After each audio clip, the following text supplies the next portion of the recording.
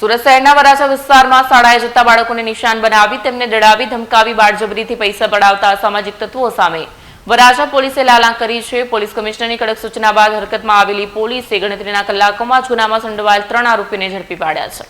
Surat police commissioner Anupamsinh Gehlot દ્વારા શહેરમાં વિદ્યાર્થીઓની સુરક્ષાને લઈને સ્પષ્ટ આદેશો આપવામાં આવ્યા છે।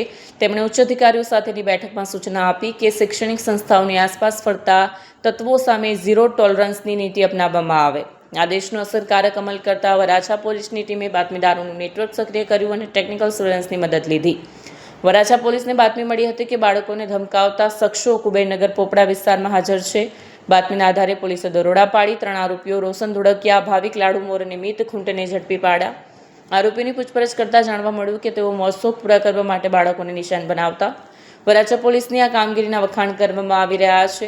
નિકવાલીએ જણાવ્યું હતું કે અમે બાળકોને સ્કૂલે મોકલતા ડરતા હતા, પણ પોલીસની આ કામગીરી અમને ફરી સુરક્ષાનો અહેસાસ કરાવ્યો છે।